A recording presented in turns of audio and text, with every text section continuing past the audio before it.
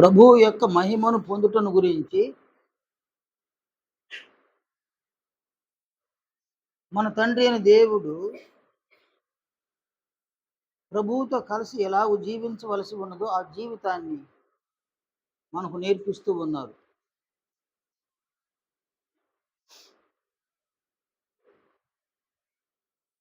మనలో ప్రతి ఒక్కరము ప్రభువు యొక్క మహిమను పొందాలి.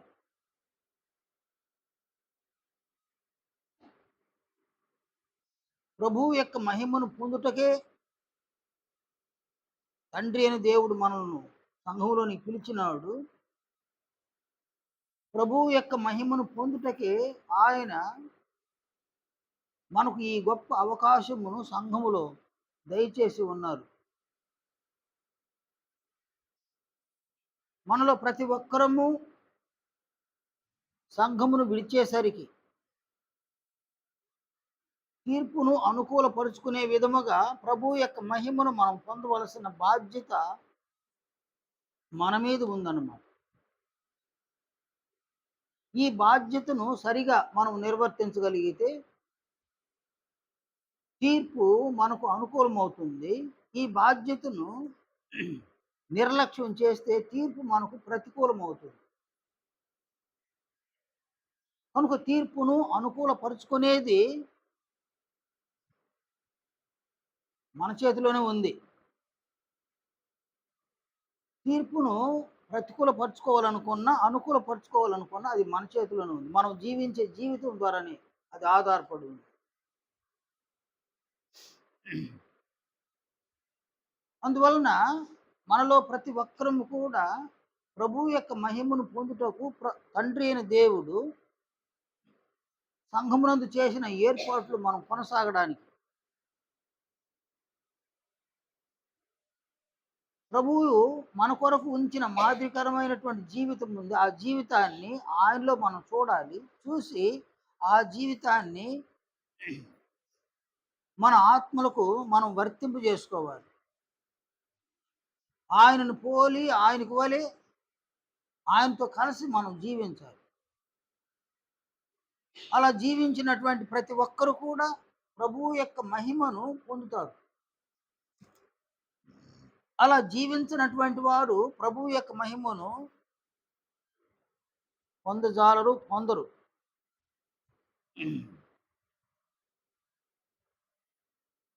అందువలన సంఘ జీవితం పూర్తిగా వ్యర్థమవుతుంది అన్నమాట. కనుక మీలో ప్రతి ఒక్కరు కూడా ఈ విషయాన్ని మీ హృదయాలలో స్థిరపరచుకోండి. నేను ప్రభువు యొక్క మహిమను పొందాలి అన్న విషయాన్ని హృదయాలలో, మనస్సులలో స్థిరపరచుకోండి.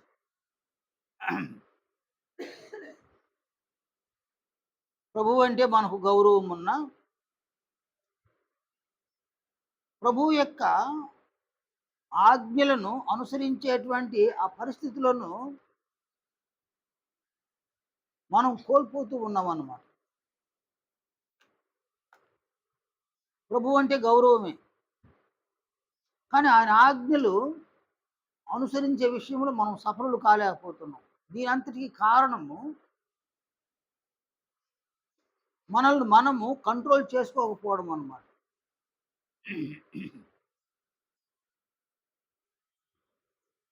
నీలో ఉన్న ఆశలు నీవు కంట్రోల్ చేసుకోలేకపోవడం, నీలో ఉన్న కోరికలను కంట్రోల్ చేసుకోకపోవడం, అలాగే అనేక చెడు గుణాలు, చెడు లక్షణాలు, చెడు స్వభావాలను కంట్రోల్ చేసుకోకపోవడం. అందువలన నీలో ఉన్నవి అవి కంట్రోల్ తప్పడం వలన నీవు చెడుగా మాట్లాడే పరిస్థితులు ఉన్నాయి. నీలో ఉన్న ఆ చెడు స్వభావాలు కంట్రోల్ తప్పడం వలన నీవు చెడ్డ క్రియలు చేసే పరిస్థితులు ఉన్నాయన్నమాట.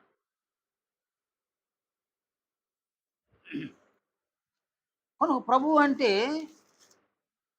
కొద్ది గొప్ప గౌరవం ఉంది, కానీ ఆయన ఆజ్ఞలు అవి భారంగా ఉన్నాయి. వాటిని అనుసరించడానికి వీలు పడడం కారణమైతే మనల్ని మనము కంట్రోల్‌లో ఉంచుకోకపోవడం అన్నమాట. మన నాలుక కంట్రోల్‌లో లేదు, మన కళ్ళు కంట్రోల్‌లో లేదు, మన చేతులు కంట్రోల్‌లో లేదు, మన పాదాలు కంట్రోల్‌లో లేదు, మన శరీరంలో ఏ అవయవము మన కంట్రోల్ లేదు. నీ అవయవాలు నీ కంట్రోల్‌లో లేదు.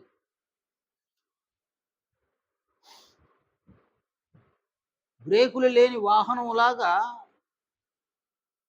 మన శరీరం ఉందన్నమాట. ఏ అవయవము కంట్రోల్ లేదు. చివరికి నీ శరీరం కూడా కంట్రోల్ లేదన్నమాట. మనము మన శరీరాన్ని, అందులో అవయవాలను మనం కంట్రోల్ చేసుకోవాల్సిన బాధ్యత మన మీద ఉంది. కొరింథీ మొదటి పత్రిక 9వ అధ్యాయం 27వ వచనంలో 26, 27 వచనాలలో అపోస్తలుడు సెలవిచ్చిన ఈ మాటలు చూడండి. నేను గురి చూడని వాని వలె పరిగెత్తువాడును కాను. అంటే పౌలన్నారు, గురి చూడకుండా పరిగెత్తేవాడిని కాదు అని అంటారనమాట. ఇది ఒక లక్ష్యాన్ని సాధించడం కోసము ఈ పరుగు పందెంలో ఉన్నాను నేను. అందువలన నా లక్ష్యం, ఆ గురిని నేను చేరుకోవాలి. ఆ గురి ఎద్దుకు పరిగెత్తాలి. అందువలన ఆయన అంటాడు, నేను గురి చూడని వాని వలె పరిగెత్తువాడును కాను. గాలిని కొట్టినట్టు నేను పోట్లాడుతూ లేదు. గాని ఒకవేళ ఇతరులకు ప్రకటించిన తరువాత నేనే భ్రష్టుడనైపోదునేమో అని నా శరీరమును నలగగొట్టి దానిని లోపరుచుకొనుచున్నాను. అంటే ఆయన తన శరీరాన్ని కంట్రోల్ చేసుకుంటూ ఉన్నాడనమాట.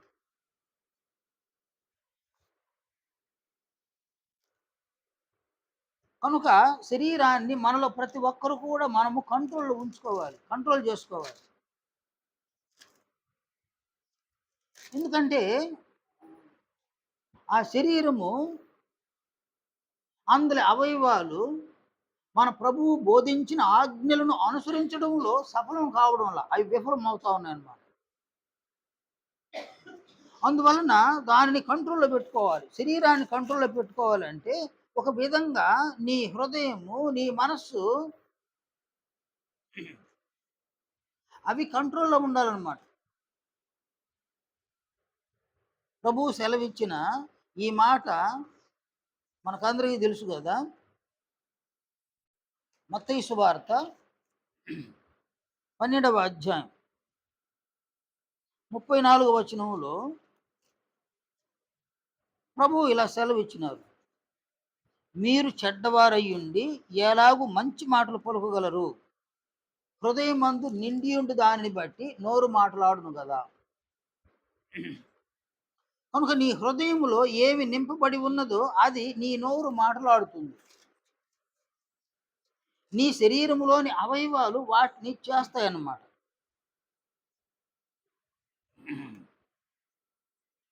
కాబట్టి ఈ లేఖనాన్ని చూడండి.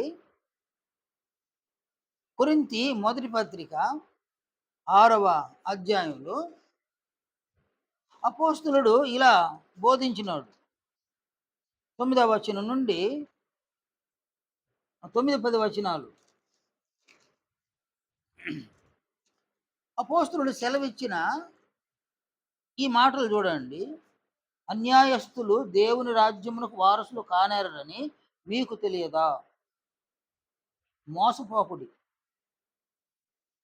జారులైనను, విగ్రహారాధకులైనను, వ్యభిచారులైనను, ఆడంగితనము గలవారైనను, పురుష సంయోగులైనను, దొంగలైనను, లోభులైనను, త్రాగుబోతులైనను, దూషకులైనను, దోచుకొని వారైనను దేవుని రాజ్యమునకు వారసులు కానేరరు. చూడండి, ఆయన ఒక పురుషుడైనా స్త్రీ అయినా వారి హృదయములో ఏమి నిండి ఉంది అనే దాన్ని ఇక్కడ మనం చూడగలం అన్నమాట.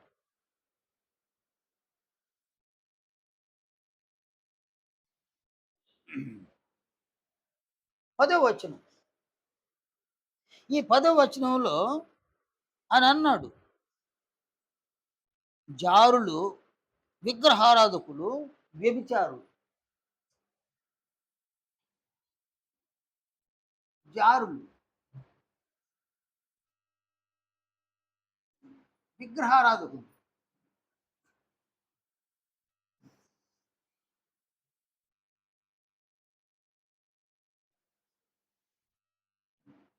వ్యభిచారులు.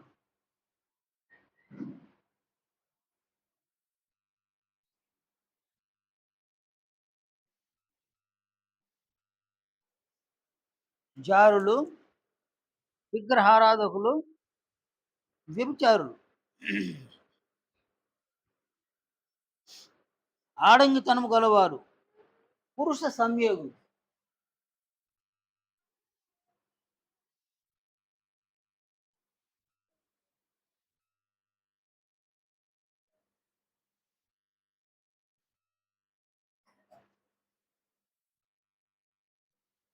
పురుష సంయోగులు.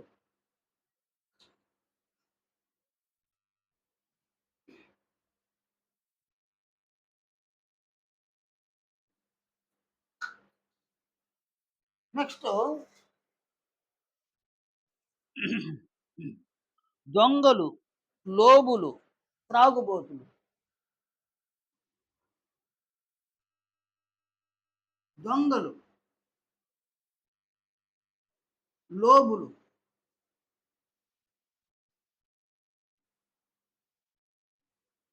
త్రాగుబోతులు.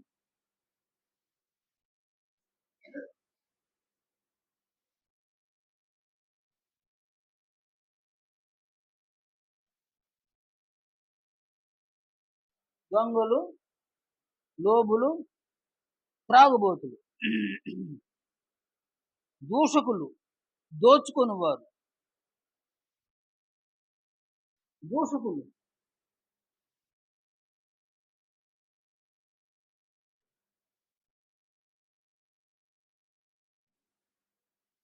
దోచుకొనివారు.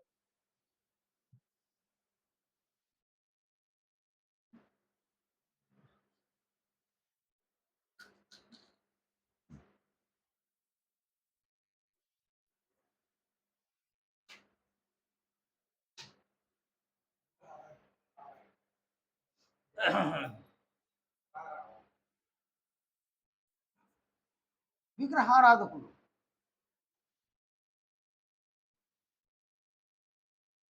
చూడండి, కొరింథీ మొదటి పత్రిక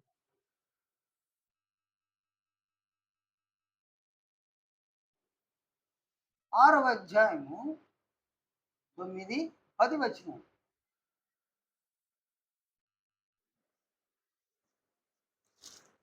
అలాగుననే ఎఫెసు పత్రిక, ఎఫెసీయులకు రాసిన పత్రికలో అపోస్తలుడైన పౌలు సెలవిచ్చిన ఈ మాటలు చూడండి. 5వ అధ్యాయము 3వ వచనము నుండి 5వ వచనం వరకు. మీలో జారత్వమే గాని, ఏ విధమైన అపవిత్రతే గాని, లోభత్వమే గాని వీటి పేరైనను ఎత్తకూడదు. ఇదే పరిశుద్ధులకు తగినది. కృతజ్ఞత వచనమే మీరు ఉచ్చరింపవలను గాని, మీరు బూతులైనను, పోకిరి మాటలైనను, సరసోక్తులైనను ఉచ్చరింపకూడదు. ఇవి మీకు తగవు. కాబట్టి ఇక్కడ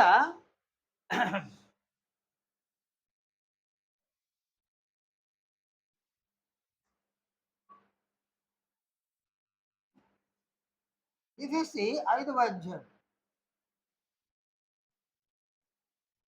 ఈ 5వ అధ్యాయంలో అపోస్తలుడు సెలవిచ్చిన ఈ మాటలు చూడండి.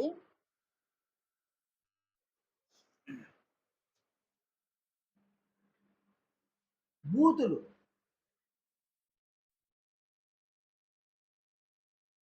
పోకిరి మాటలు,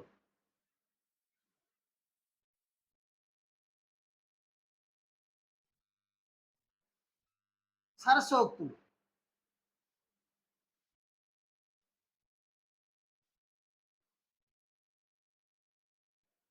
వీటిని ఉచ్చరించకూడదు అని అన్నాడు.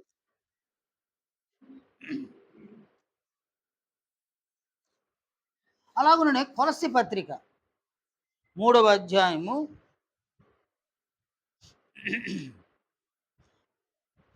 5వ వచనం నుండి 8వ వచనం వరకు. ఈ 5వ వచనంలో జారత్వము, అపవిత్రత, కామాతురత, దురాశ, విగ్రహారాధన, ధనాపేక్ష చంపివేయుడన్నాడు. కాబట్టి ఇక్కడ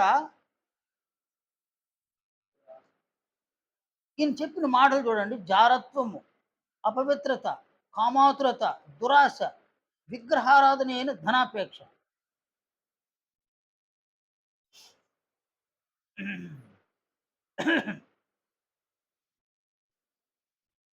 చూడండి, కామాతురత.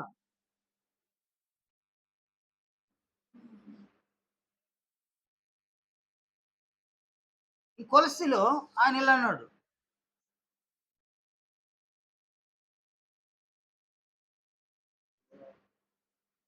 కామాతురత, దురాశ. నెక్స్ట్ ఏమన్నాడు ఆయన?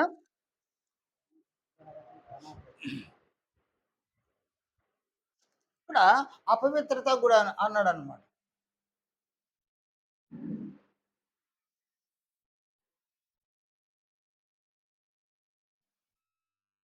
కొలస్సి 3వ అధ్యాయము 5వ వచనం అన్నమాట.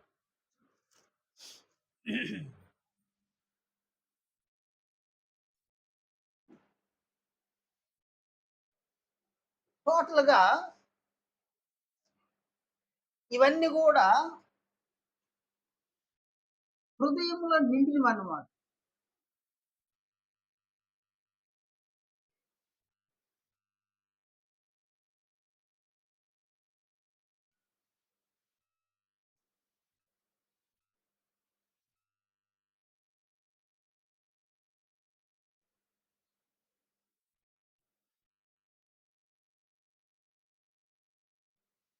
ఇవి హృదయంలో నిండి ఉన్నవి.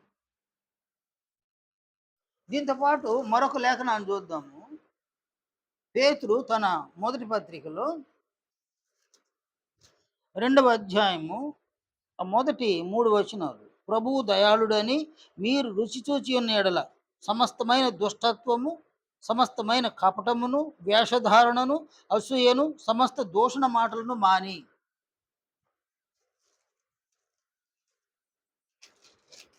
కనుక ఇక్కడ అపోస్తులుడైన పేతురు సెలవిచ్చినటువంటి ఈ సందేశం సమస్తమైన దుష్టత్వం,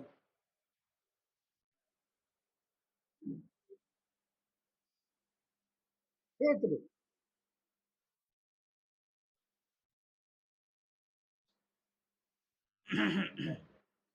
2వ అధ్యాయము మొదటి 3 వచనాలు. అక్కడ ఆయన సెలవిచ్చిన ఆ మాటలలో ఆయన చెప్పింది ఏంటంటే, వేషధారణ, అసూయ, సమస్త దూషణ మాటలు. వేషధారణ,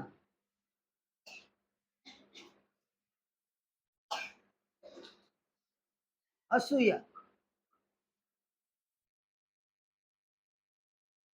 సమస్త దూషణ మాటలు.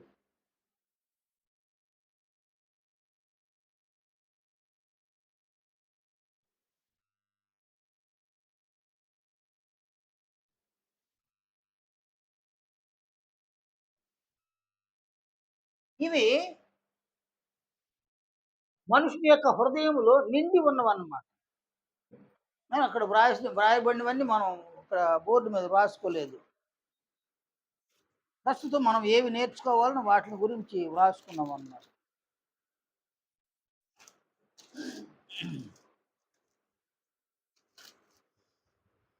అంటే మనుషుని యొక్క హృదయములో ఇవి నిండి ఉన్నవన్నమాట.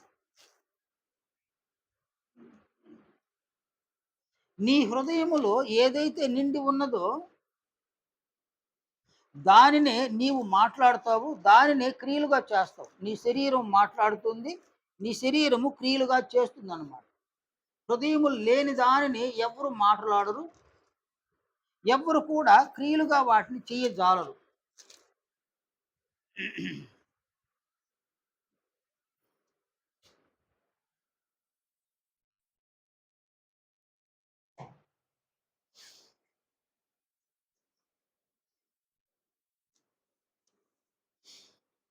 అందువలన మన హృదయములలో ఇవి ఇక్కడ వ్రాయబడిన వాటిలో ఏవేవి మన హృదయములలో ఉన్నాయో చూడండి. నీ హృదయములో ఇవేవైనా ఉన్నాయా? కాబట్టి ఇక్కడ వేషధారణ అని కూడా చెప్పినాడు. నీ హృదయములో ఇవి ఈ లిస్ట్‌లో అపోస్తలులు చెప్పబడినటువంటి నీ వ్యక్తిత్వానికి భంగమును కలిగించే ఈ క్రియలైన, ఈ స్వభావాలైన, నీ వ్యక్తిత్వానికి ఆటంకమును కలిగించే ఈ గుణలక్షణ స్వభావాలు నీలో ఉన్నాయా? నాలో ఉన్నాయా? మనమందరం పరిశీలన చేసుకోవలసి ఉంది. నేను అనేక సార్లు చెప్తుంటాను. తన కంపు తనకు ఇంపు అనేటువంటి ఒక నానుడి సామెత ఒకటుందన్నమాట.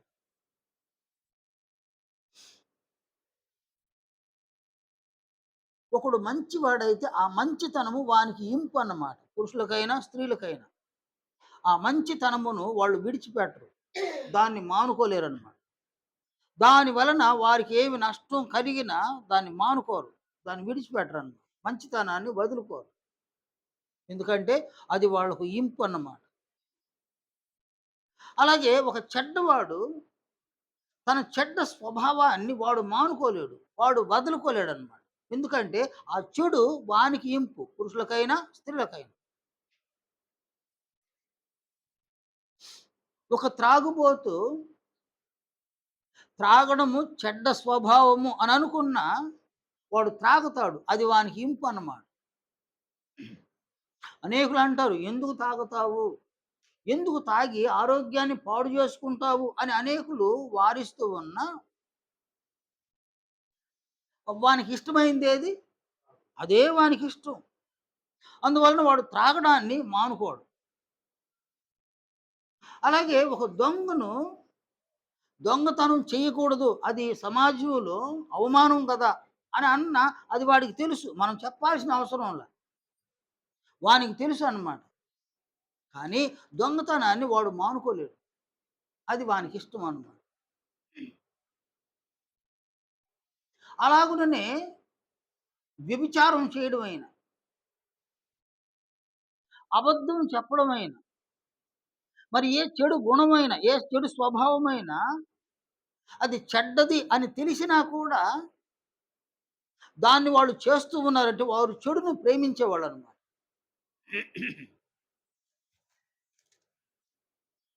ప్రభువు యొక్క మాటల్లో యోహాను సువార్త 3వ అధ్యాయంలో ప్రభువు చెప్పిన ఇక్కడ చెప్పండి ఈ మాటలు చూడండి. 19వ వచనంలో ఆ తీర్పు ఇదే. వెలుగు లోకంలోనికి వచ్చెను గాని తమ క్రియలు చెడ్డవైనందున మనుషులు వెలుగును ప్రేమింపక చీకటినే ప్రేమించిరి. ఇక్కడ చీకటి అనగా చెడ్డ క్రియలు. వెలుగు అనగా మంచి క్రియలు. కనుక మనుషులు ఎక్ దేన్ని ప్రేమిస్తున్నారని అన్నాడు ఇక్కడ? చీకటిని ప్రేమిస్తున్నారు. అనగా చెడును ప్రేమిస్తున్నారు. చెడును ప్రేమిస్తున్నారు. చెడును మాట్లాడుతూ ఉన్నారు. చెడును జరిగిస్తూ ఉన్నారు క్రియలుగా. కారణము చెడును ప్రేమించడం అన్నమాట. కనుక ఇక్కడ చెప్పబడినటువంటి ఈ ఈ లిస్ట్‌లో ఇవి ఎంత చెడ్డవిగా ఉన్నాయో, నీ హృదయములో, మన హృదయములో ఇవి ఉన్నవా? ఇవి ఉన్నవా? ఇవి నీ హృదయములో ఉన్నంత కాలము నీవు వీటినే మాట్లాడుతావు. వీటినే చేస్తావు.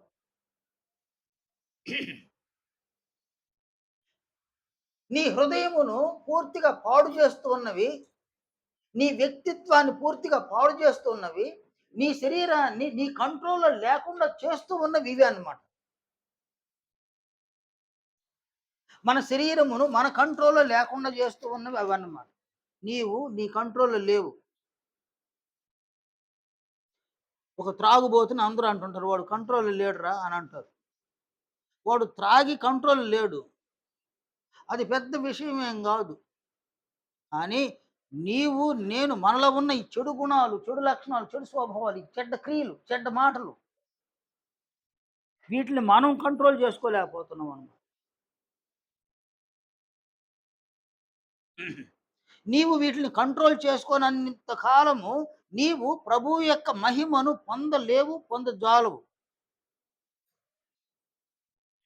లూకా సువార్త 6వ అధ్యాయంలో ప్రభువు సెలవిచ్చిన ఈ మాటలు చూడండి. ఆయన ఇలా సెలవిచ్చినాడు. 28వ వచనంలో, మిమ్మును శపించు వారిని దీవించుడి, మిమ్మును బాధించు వారి కొరకు ప్రార్థన చేయుడి. అలాగే 27వ వచనంలో, మీ శత్రువులను ప్రేమించుడి, మిమ్మును ద్వేషించు వారికి మేలు చేయుడి.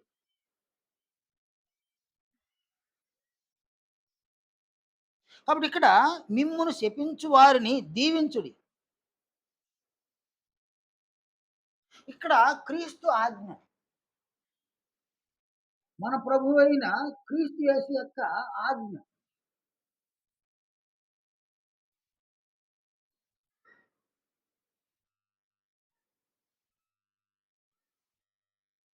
మిమ్మును శపించు వారిని దీవించుడి.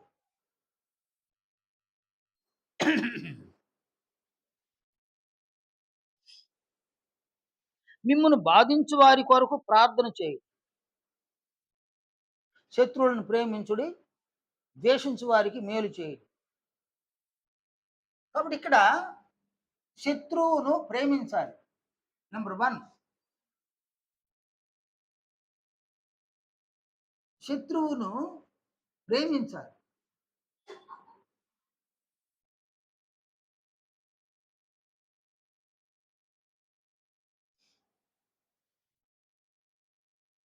అలాగే ద్వేషించు వారికి మేలు చేయాలి.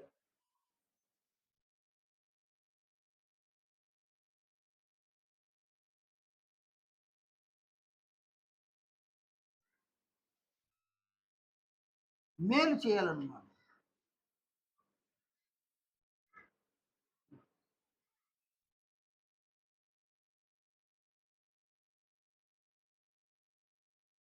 అలాగే శపించు వారిని దీవించాలి.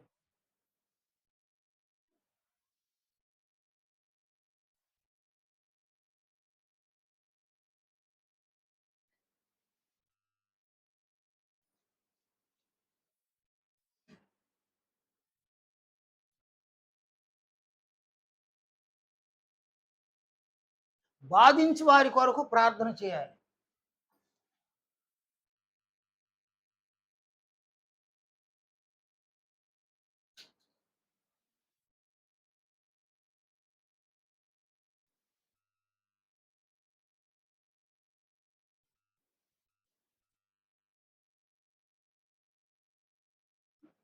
కాబట్టి ఈ ఆజ్ఞలు అయితే ఇవి ఉన్నాయి. కానీ మన వ్యక్తిత్వంలో ఏమున్నాయి? మన వ్యక్తిత్వంలో దూషణ ఉందన్నమాట. దూషించడం అనేది ఉంది. మన వ్యక్తిత్వంలో అసూయ అనేది ఒకటి ఉందన్నమాట. మన వ్యక్తిత్వంలో వేషధారణ అనేది ఒకటి ఉందన్నమాట. మన వ్యక్తిత్వంలో దురాశ అనేది ఒకటి ఉందన్నమాట. మన వ్యక్తిత్వంలో బూతులున్నాయి, పోకిరి మాటలు, సరసోక్తులు కూడా ఉన్నాయి. అంటే మన వ్యక్తిత్వంలో ఇవి ఉన్నాయి. నిన్నెవరైనా ద్వేషించినారా? ఆల్రెడీగా నీవు వారిని దూషిస్తావు అన్నమాట.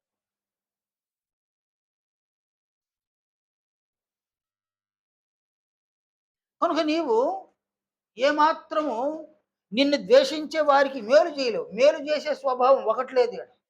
నీకు నీవుగా మేలు చేసుకోవు, నీవు ఇతరులకు కూడా మేలు చేయలేవు ఈడ.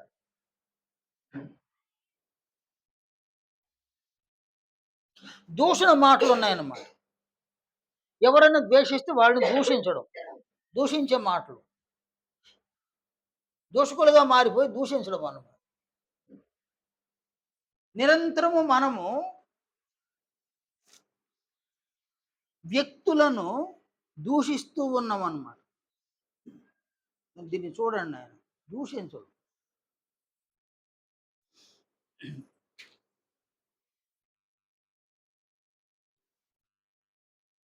నీ కుటుంబంలో ఉన్న వారిని కూడా దూషించడు. నీ సంఘములో ఉన్న వారిని కూడా దూషించడు.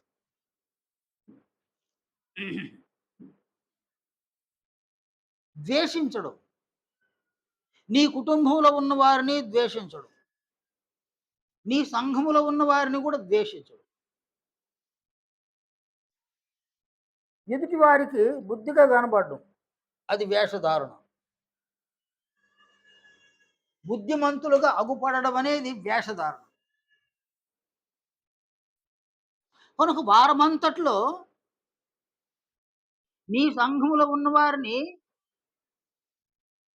నీవు దూషించి, నీవు ద్వేషించి, నీవు వారపు మొదటి దినములో ఇక్కడికి వచ్చి కూర్చుంటే ఆయనకి నీవు నేను మనమందరం వేషధారులుగా కనిపిస్తాం. మనుషుల ముందు మనం వేషం వేసిన పర్వాలా, దేవుని ముందు వేషం వేయడం అనేది బహునేరం అన్నమాట. మీలో ఎవ్వరు అలా చేయబాకండి, దయచేసి అలా చేయబాకండి. మనుషుల ముందు మీరు వేషం వేసిన పర్వాలేదు, నేను దేవుని ముందు వేషం వేయకూడదు. ఎందుకంటే మన ఆంతర్యాన్ని ఎరిగిన వాడు ఆయన. మనం ఏందనేది ఆయనకి తెలుసు. మన హృదయం ఎలా ఉందో తెలుసు, మన మనస్సు ఎలా ఉందో తెలుసు. మనం మాట్లాడక ముందే మనం ఏం మాట్లాడతాం ఆయనకి తెలుసు అన్నమాట. మనం ఒక క్రియ చేయకముందే ఆయనకు తెలుసు. అందువలన మీలో ఎవరు కూడా వేషధారులుగా ఉండడానికి ఇష్టపడబోకండి. ఈ లేఖనాన్ని చూడండి. ఈ లేఖనంలో 139వ కీర్తన. ఈ కీర్తనలో చూడండి, కీర్తనకారుడు ఏం సెలవిచ్చినాడు. యెహోవా, నీవు నన్ను పరిశోధించి తెలుసుకొని ఉన్నావు. మనలో ప్రతి ఒక్కరిని కూడా ఆయన తెలుసుకొని ఉన్నాడన్నమాట. మనం ఎలాంటి వాళ్ళమో అని తెలుసు. నేను కూర్చుండుట, నేను లేచుట నీకు తెలియను. నాకు తలంపు పుట్టక మునిపే నీవు నా మనస్సు గ్రహించుచున్నావు. నా నడకను, నా పడకను నీవు పరిశీలన చేసి ఉన్నావు. నా చర్యలన్నిటినీ నీవు బాగుగా తెలుసుకొని ఉన్నావు. యెహోవా, మాట నా నాలుకకు రాకమునుపే అది నీకు పూర్తిగా తెలిసి ఉన్నది. వెనుకను ముందును నీవు నన్ను ఆవరించి ఉన్నావు. నీ చేయి నా మీద ఉంచి ఉన్నావు. ఇట్టి తెలివి నాకు మించినది, అది అగోచరము, అది నాకు అందదు. నీ ఆత్మ యొద్ద నుండి నేనెక్కడికి పోవదును, నీ సన్నిధి నుండి నేనెక్కడికి పారిపోవదును. నేను ఆకాశమునకెక్కినను నీవు అక్కడను ఉన్నావు. నేను పాతాళమందు పండుకొనినను నీవు అక్కడను ఉన్నావు. కాబట్టి ఈ లేఖనాన్ని చూడండి. కనుక ఆయన 3వ వచనములో నా నడకను, నా పడకను నీవు పరిశీలన చేసి ఉన్నావు. 4వ వచనంలో మాట నా నాలుకకు రాకమునుపే అది నీకు పూర్తిగా తెలిసి ఉన్నది. మనం మరుగ్గా లేవు. దేవునికి మనం మరుగ్గా లేవు. మన హృదయం ఎలా ఉందో ఆయనకు తెలుసు. మన మనస్సు ఎలా ఉందో ఆయనకు తెలుసు. మన హృదయంలో ఏవేవి నిండి ఉన్నాయో ఆయనకు తెలుసు. అందువల్ల ప్రభువు అన్నాడు, ఒకని హృదయము నిండియుండు దానిని బట్టి వారి నోరు మాటలాడును. ఒకరి హృదయము నిండియుండు దానిని బట్టి వాని శరీరంలో ఉన్న అవయవాలన్నీ కూడా క్రియలు చేస్తాయి. మీరు దీన్ని పరిశీలన చేసి చూడండి. నీ శరీరము నీ కంట్రోల్‌లో లేదు. నీవు నీ శరీరాన్ని నీ కంట్రోల్‌లో ఉంచుకోవడం లేదు. కనీసం నీ శరీరాన్ని ప్రభువు యొక్క కంట్రోల్‌లోనైనా మనం ఉంచాలి. అది కూడా మనం చేయడం వల్ల. యోహాను సువార్త 17వ అధ్యాయంలో ఇక్కడ యేసు ప్రభు చెప్పిన మాటలు చూడండి. 2వ వచనంలో, నీ కుమారుడు నిన్ను మహిమపరచునట్లు నీ కుమారుని మహిమపరచుము. నీవు నీ కుమారునికిచ్చిన వారికి అందరికిని ఆయన నిత్య జీవం అనుగ్రహించినట్లు సర్వ శరీరుల మీదను ఆయనకు అధికారం ఇచ్చితివి. కనుక నీ శరీరము నీ కంట్రోల్ లేదు. పోనీలే, నీ శరీరాన్ని ప్రభువు యొక్క కంట్రోల్‌లోనైనా ఉంచాలి. చిన్న పిల్లల్ని చూడండి నాయన. చాలా అల్లరి చేసే చిన్న పిల్లలు చాలామందున్నారు. వారిని తల్లిదండ్రులు కంట్రోల్ చేయలేరన్నమాట. కంట్రోల్ చేయలేక, వారిని భరించలేక, వారిని తీసుకొని వెళ్లి స్కూల్‌లో విడిచిపెడతారు. స్కూల్‌లో విడిచిపెట్టి ఆ బిడ్డ మీద ఆ స్కూల్‌లో ఉన్న టీచర్‌కి అధికారం ఇస్తారన్నమాట. "నువ్వేం చేస్తావో సార్ మాకు తెలీదు." ఆ బిడ్డ కంట్రోల్‌లో ఉండాలి. విద్యను అభ్యసించాలి. కాబట్టి తాము బిడ్డను కంట్రోల్ చేయలేక స్కూల్‌లో ఉన్న టీచర్‌కి బిడ్డను అప్పగించి వారి కంట్రోల్‌లో పెట్టొచ్చేస్తారన్నమాట. అందువలన టీచర్ కొట్టినా వీళ్ళు అడగరన్నమాట. ఎందుకంటే అతనికి అధికారం ఇచ్చినారు బిడ్డ మీద. నీ శరీరాన్ని నీ కంట్రోల్‌లో ఉంచుకోలేకపోతున్నావు. నీ శరీరాన్ని ప్రభువు యొక్క కంట్రోల్‌లోనైనా ఉంచాలి. ఆయన అధికారం క్రింద ఉంచాలి. ఆయన కంట్రోల్ చేస్తాడు. ఆయన అధికారం కింద గూడా మనం మన శరీరాలు ఉంచడం. అందువలన మన శరీరము మన కంట్రోల్‌లో లేదు. ఆయన కంట్రోల్ గూడా లేదనమాట. ఒక బిడ్డ తల్లిదండ్రుల కంట్రోల్‌లో లేకపోయినా, ఒక టీచర్ కంట్రోల్‌లో లేకపోయినా ఏంది నాయన బిడ్డ జీవితమా? ఆ బిడ్డ జీవితం ఏంది? వాడు దేనికి పనికిరాడు. అబ్బాయి అయినా, అమ్మాయి అయినా. అలాగే ఈ శరీరాన్ని మనం కంట్రోల్‌లో చేసుకోకపోయినా, ఈ శరీరాన్ని ప్రభువు యొక్క కంట్రోల్‌లో ఉంచకపోయినా, ఈ శరీరము ద్వారా మన ఆత్మకు అపారమైన భంగం కలుగుతదనమాట. మన ఆత్మకు అపారమైన నష్టం సమకూర్చేస్తది. ఈ శరీరం అపారమైన నష్టాన్ని కలిగిస్తదనమాట.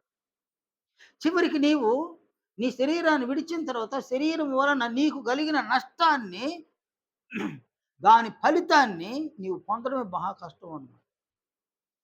కానీ ఇది నిజం నాయన. మీలో దీన్ని ఎంతమంది గ్రహిస్తారో, ఎంతమంది గ్రహించరో నాకు తెలీదు గానీ, ఇది మాత్రం నిజం. అందువలన నీ శరీరమును కంట్రోల్‌లో ఉంచుకోవాలి. నీ శరీరాన్ని కంట్రోల్‌లో ఉంచుకోవాలి. కానీ ఇక్కడ కంట్రోల్ తప్పిపోయింది శరీరం. ఇవన్నీ నీలో చేరిపోయి, నీ వ్యక్తిత్వంలోనికి, నీ హృదయంలోకి నిండిపోయి, నీ శరీరం కంట్రోల్‌లో లేదు. కంట్రోల్ లేకుండా మాట్లాడు. కంట్రోల్ లేని క్రియలు చేసేయడం. కంట్రోల్ లేకుండా మాట్లాడితే అన్నీ కూడా బూతు మాటలు, పొగిరి మాటలు, సరసోక్తులు, దూషణ మాటలు, ద్వేషించే మాటలు, అవమానపరిచే మాటలు. శరీరం కంట్రోల్ లేకపోతే జారత్వం చేయడం, వ్యభిచారం చేయడం, దొంగతనం చేయడం, త్రాగడం, కదా! దోచుకోవడం. ఈ కంట్రోల్ శరీరం కంట్రోల్ లేకపోతే ఇదన్నమాట. కనుక నీ శరీరాన్ని కంట్రోల్ చేయడానికి, నీ శరీరాన్ని నీవు కంట్రోల్ చేసుకోవడానికి ప్రభువు సెలవిచ్చిన ఆజ్ఞలు ఇవన్నమాట. నిన్ను నీవు కంట్రోల్ చేసుకోవాలి. యేసు ప్రభువు నిన్ను కంట్రోల్ చేయడు. మన తండ్రి అయిన దేవుడు గూడా నిన్ను కంట్రోల్ చేయడు. వాళ్ళు నిన్ను కంట్రోల్ చేయరు. నిన్ను నీవు కంట్రోల్ చేసుకోవాలన్నమాట. ఒక బిడ్డ తల్లిదండ్రుల యొక్క కంట్రోల్‌లోకి రావాలని తల్లిదండ్రులు దండించినంత మాత్రాన వాడు కంట్రోల్‌లో ఉండడనమాట. వాడు ఆ సమయానికి కంట్రోల్‌లో ఉన్నట్టు అగుపడతాడు. మళ్ళీ వాడు కంట్రోల్‌లో ఉండడనమాట. కానీ తనంతట తాను కంట్రోల్‌లో ఉండడానికి నేర్చుకుంటే వాడు కంట్రోల్‌లో ఉంటాడనమాట. మీరు చూడండి నాయన బిడ్డలందరూ గూడా మనం కోపాన్ని చూపించినప్పుడు మనం చెప్పిన పనులను అలా చేసేసి ఏదో కంట్రోల్‌లో ఉన్నట్టు కనిపిస్తారనమాట. సహజంగా వాళ్ళు అసలు కంట్రోల్‌లోనే ఉండరనమాట. కంట్రోల్‌లో ఉండరు. అది మనకు తెలుసన్నమాట. వారు కంట్రోల్‌లో ఉండరు అనే సంగతి మనకు తెలుసు. కానీ ప్రేమ కాబట్టి మనం దాన్ని పట్టించుకోము. నీ కంట్రోల్‌లో నీ బిడ్డలు లేరు. వారిని కంట్రోల్ చేసుకోవాలనుకున్నా, నీవు కంట్రోల్ చేసుకోవాలనుకున్నా, ఆ కొంత సమయం మీద కంట్రోల్‌లో ఉన్నట్టు కనబడతారు గానీ మళ్ళీ కంట్రోల్‌లో ఉండరనమాట. కానీ తమకు తాముగా కంట్రోల్ అయితే వాళ్ళు మంచి వాళ్ళుగా మారిపోతారనమాట. కాబట్టి ఇక్కడ దేవుడు మనల్ని కంట్రోల్ చేయడు. దేవుని పిల్లలం మనం. దేవుడు మనల్ని కంట్రోల్ చేయడు. క్రీస్తు యేసు కూడా మనల్ని కంట్రోల్ చేయడు. ఎందుకంటే వాళ్ళు మనల్ని బలవంతంగా కంట్రోల్ చేసేవాళ్ళు కాదు. నీ ఇష్టం లేకుండా వాళ్ళు నిన్ను కంట్రోల్ చేయరు. అందువలన నిన్ను నీవు కంట్రోల్ చేసుకోవడానికి యేసు ప్రభువు ఇచ్చినటువంటి ఆజ్ఞలు ఇవన్నమాట.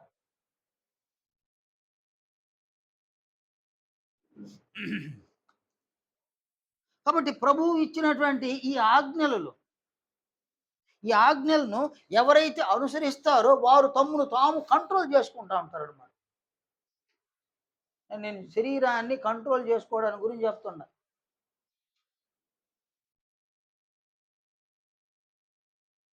ఇవి నీ హృదయంలో గనక ఉంటే, క్రీస్తు ఆజ్ఞలు నీ హృదయంలో ఉంటే, నీవు కంట్రోల్‌లో ఉన్నావనమాట. వీటిని అనుసరించి నువ్వు కంట్రోల్‌లో ఉన్నావు కాబట్టి వీటిని అనుసరించే అవకాశం ఉందనమాట. అందువలన క్రీస్తు యొక్క ఆజ్ఞలను మనం అనుసరించాలి అంటే క్రీస్తును ప్రేమించాలి. క్రీస్తు ఆజ్ఞలను అనుసరించాలి అంటే క్రీస్తును ప్రేమించాలి. క్రీస్తును ప్రేమించకుండా క్రీస్తు ఆజ్ఞలను మనం అనుసరించలేం.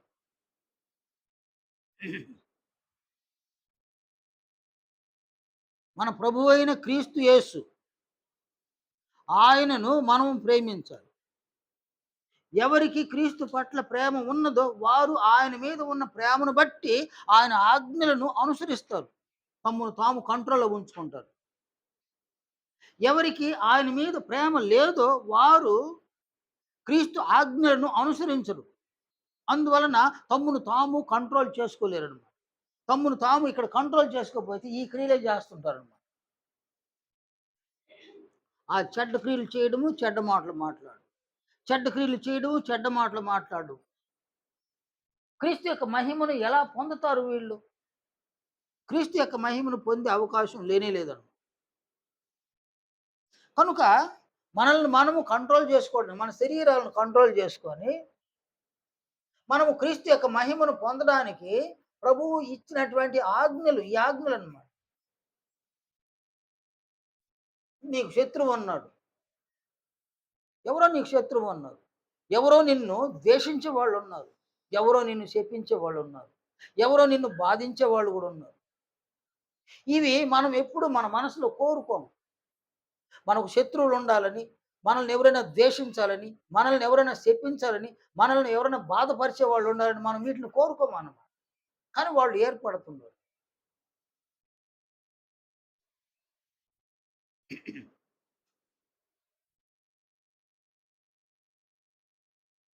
నీ అంతట నీవు శత్రువుని తయారు చేసుకోకపోయినా నీకు శత్రువులు ఏర్పడతారు. బయట ఉన్నవారు ఎవరికో కీడు చేసి, ఎవరికో అపకారం చేసి, ఎవరికో పెద్ద నష్టం కలుగు చేసి, అలాంటి వాళ్ళకి శత్రువులు ఏర్పడుతున్నారు. చూడండి నాయనా, ఎవరికో అపకారం చేయడం వలన, ఎవరికో పెద్ద నష్టం కలిగించడం వలన, ఎవరికో హాని తలపెట్టడం వలన, కీడు తలపెట్టడం వలన, అటువంటి వాళ్ళకి శత్రువులు ఏర్పడడం అది రైట్ అన్నమాట. కానీ సంఘంలో ఉన్నటువంటి నీకు శత్రువులు ఏర్పడతారు. నీవు శత్రువుని ఏర్పరచుకోవడం లేదు. వాళ్ళు ఏర్పడతారు. నీకు శత్రువులు ఏర్పడతారు. సంఘంలోని నిన్ను ద్వేషించే వాళ్ళు ఏర్పడతారనమాట. వారు ద్వేషించే విధంగా నువ్వు నడుచుకోవడంలా. కానీ వాళ్ళు ద్వేషించే వాళ్ళు ఏర్పడతారనమాట. శపించేవారు కూడా ఉంటారు. సంఘంలో ఉన్న వారిని శపించే వాళ్ళు ఉంటారు. సంఘంలో ఉన్న వాళ్ళని బాధించే వాళ్ళు కూడా. నేను ఒక దగ్గర నిల్చుకోనుండా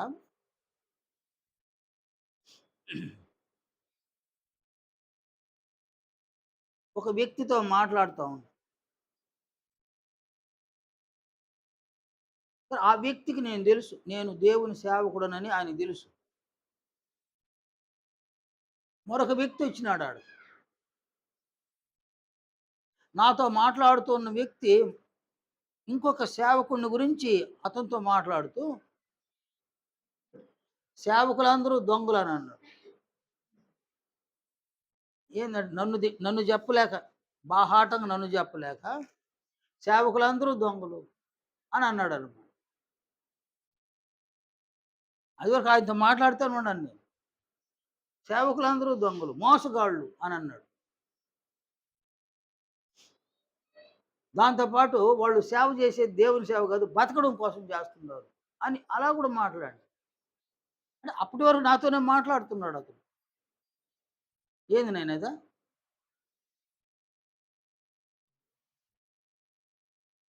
అంటే ప్రత్యక్షంగా నన్ను ద్వేషించలేక, అంటే నన్ను ద్వేషించడం గాకుండా ఎవరినో చెప్పి వాడు లేడు దగ్గర. ఆ సేవకుడు దగ్గర లేడు. దగ్గరుండేది నేను. ఎవరినో చెప్పి ద్వేషించడం వాడు. అలాంటి వాళ్ళు ఉన్నారండి. సంఘంలో ఉన్న వాళ్ళకి వాళ్ళు కావాలి. అలాంటి వాళ్ళు ఉన్నప్పుడు, ద్వేషించే వాళ్ళు ఉన్నప్పుడు ఏం చేయమంటాడు? ప్రభువు ఏం చేయమంటాడు? ఏం చేయమంటాడు నాయన? వారికి మేలు చేయమని. అలాగే ఎవరైనా శపించే వాళ్ళుంటే వాళ్ళని దీవించమంటాడు ఆయన. మన అలవాటేంది? మన అలవాటు మనల్ని పొగిడే వాళ్ళను మనం పొగడాలి. మనల్ని ప్రేమించే వారిని మనం ప్రేమించాలి.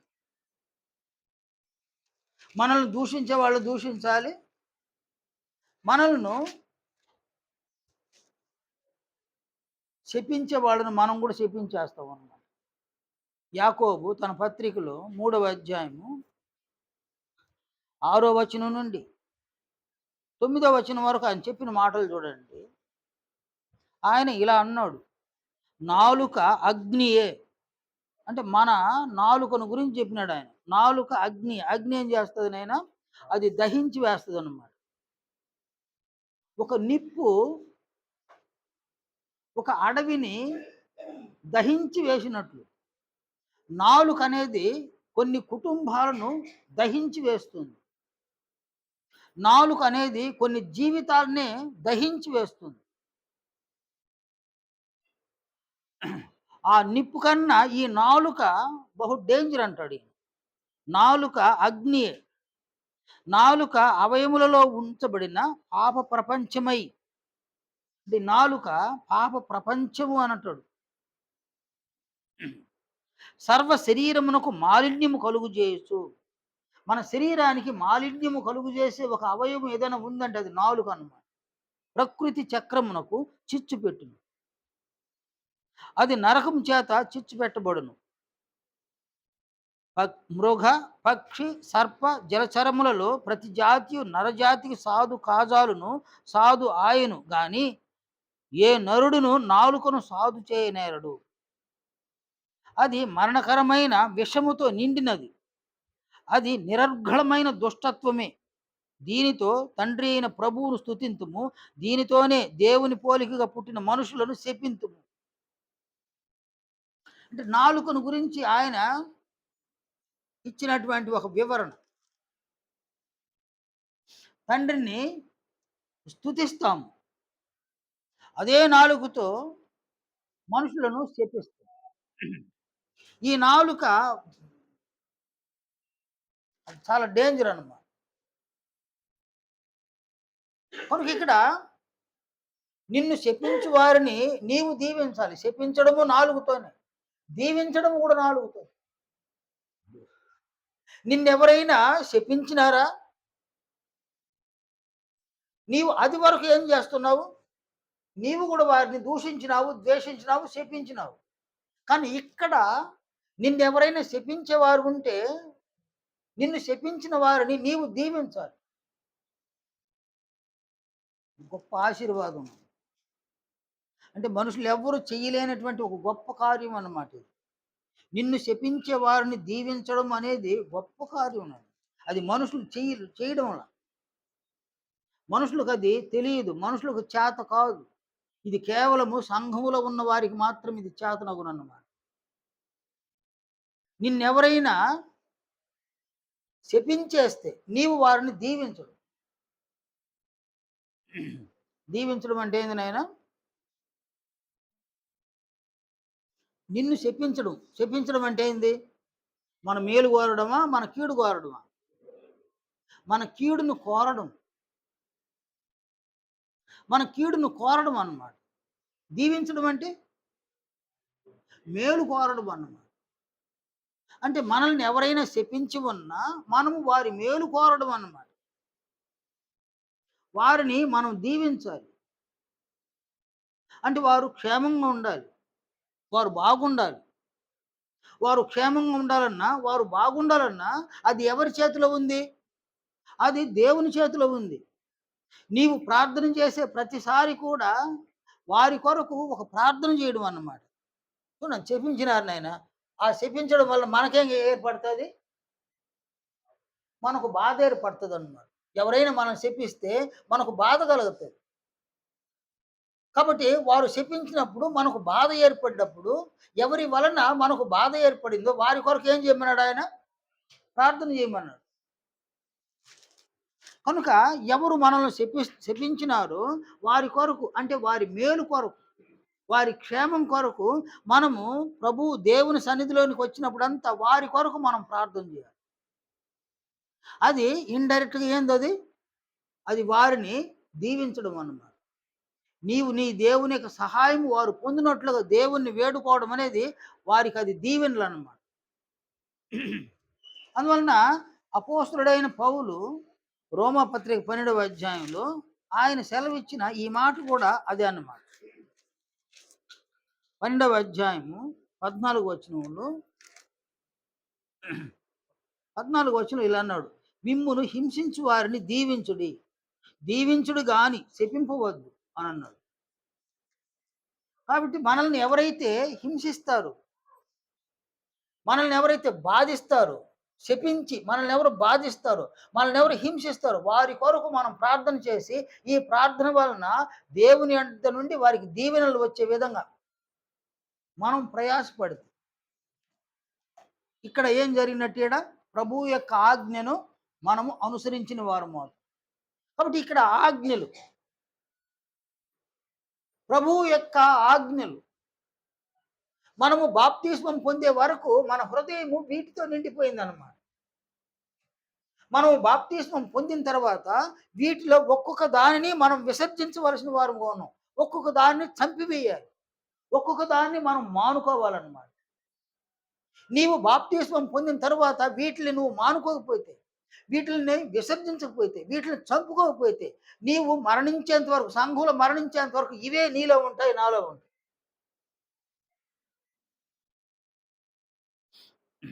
అవి మనలో ఉన్నంత కాలము మనం కంట్రోల్ తప్పిపోయి ఉంటాం అన్నమాట. కంట్రోల్ ఉండదు మన శరీరం. మన ఆత్మ సహితము మన కంట్రోల్‌లో లేదన్నమాట. మన కంట్రోల్‌లో లేకపోతే మనము క్రీస్తు యొక్క మహిమను పొందజాలము. కనుక మనలో ప్రతి ఒక్కరు కూడా ప్రభువు యొక్క ఈ ఆజ్ఞలను మనము అనుసరించాలి.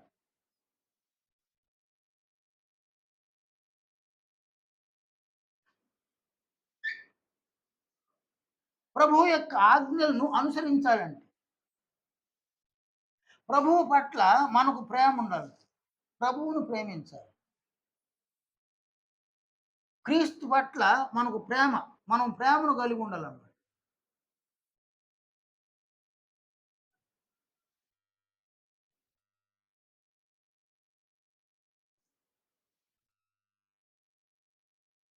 క్రీస్తు పట్ల నీకున్నటువంటి ప్రేమ క్రీస్తు ఆజ్ఞలను అనుసరించేటట్లు చేస్తుందన్నమాట. క్రీస్తు పట్ల నీకు ప్రేమ లేకపోతే క్రీస్తు ఆజ్ఞలు నీకు కఠినమవుతాయి, నీకు కష్టమవుతాయి. ఆ ఆజ్ఞలే బరువైపోతాయి, భారమైపోతాయి. అందువలన నీ వ్యక్తిత్వంలో ఉన్నవి వాటిని క్రీస్తు యొక్క ఆజ్ఞలను తిరస్కరిస్తారు. నీ వ్యక్తిత్వంలో ఉన్న ఈ చెడు గుణాలు, చెడు లక్షణాలు, చెడు స్వభావాలు, ఈ చెడ్డ క్రియలు, చెడ్డ మాటలు క్రీస్తు యొక్క ఆజ్ఞలను నీ హృదయంలోనికి ప్రవేశించకుండా అవి అడ్డుకుంటాయి. ఎప్పటికీ ప్రభువు యొక్క ఆజ్ఞలు నీ హృదయంలోనికి రావు, నీ మనసులోనికి కూడా అవి రావన్నమాట. అందువలన ఈ సంగతులు ఎంత మంచివైనా ఇక్కడ విన్న తర్వాత ఇక్కడే మర్చిపోయి వెళ్ళిపోతారు అనమాట. కానీ మీరు చూడండి, చెప్పబడేటువంటి సంగతులు, దేవుడు మనకు నేర్పించేటువంటి ఈ సంగతులు ఎంత శ్రేష్టమైన సంగతులైన, ఎంత మంచి సంగతులైన, చివరి ప్రార్థన ఆమెన్ అనేసరికి అంతా మర్చిపోయి నుంచి బయటపోతాను.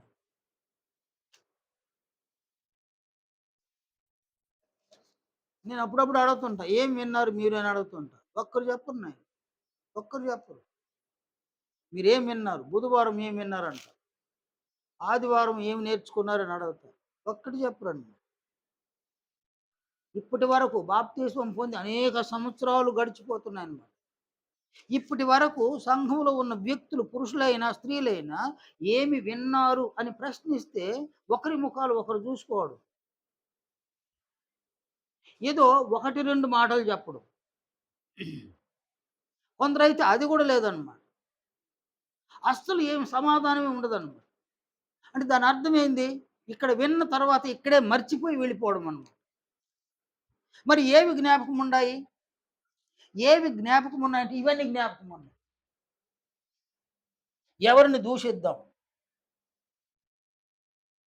అలాగే ఎవరిని బూతులాడదాం, అలాగే ఎవరి మీద అసూయ పడదాం. ఇవి మాత్రం హృదయంలో నిండిపోయినాను అనేక సందర్భాలలో.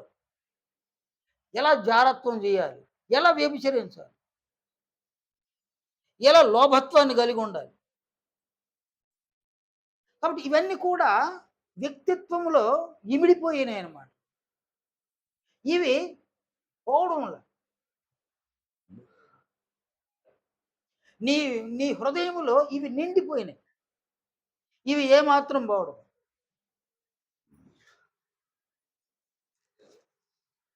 అందువలన నీ వ్యక్తిత్వములో ఉన్నవి నీవు మానుకోవాలని, వాటిని విసర్జించాలని. ఏం చేయాలో చూడండి. ఈ హెబ్రీ గ్రంథకర్త ఇలా అన్నాడు. 8వ అధ్యాయం 10వ వచనంలో ఆయన చెప్పిన ఈ మాటలు చూడండి. ఆ దినములైన తరువాత ఇశ్రాయేలు ఇంటి వారితో నేను చేయబోవు నిబంధన ఏదనగా, వారి మనస్సులో నా ధర్మ విధులను ఉంచెదను, వారి హృదయముల మీద వాటిని వ్రాయుదును. అంటే దేవుని యొక్క ధర్మ విధులు, క్రొత్త నిబంధన. ఈ క్రొత్త నిబంధనను ఆయన మన మనస్సులో ఉంచుతానంటాడు. మన హృదయముల మీద వాటిని వ్రాస్తాను అని అంటాడనమాట.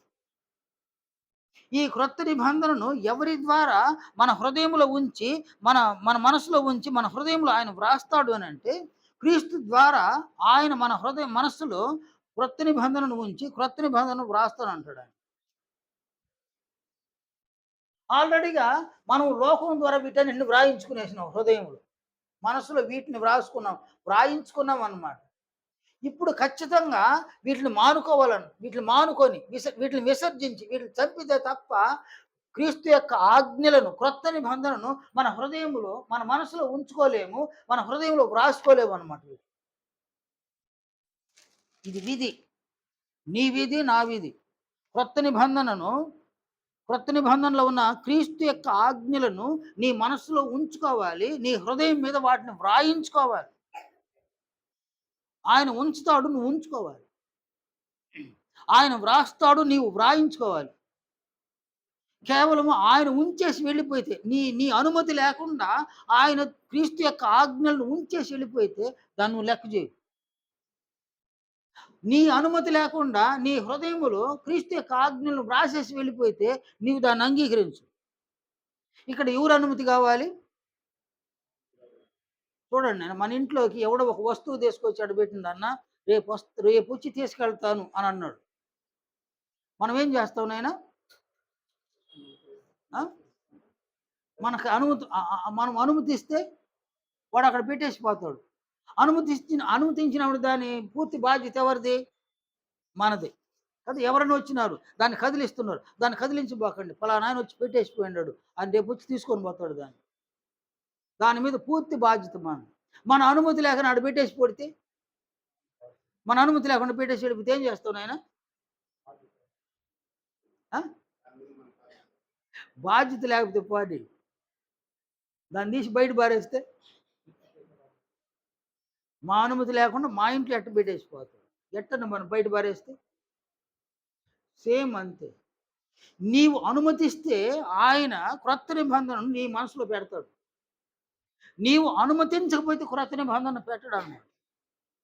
నీవు అనుమతిస్తే నీ హృదయంలో వ్రాస్తాడు.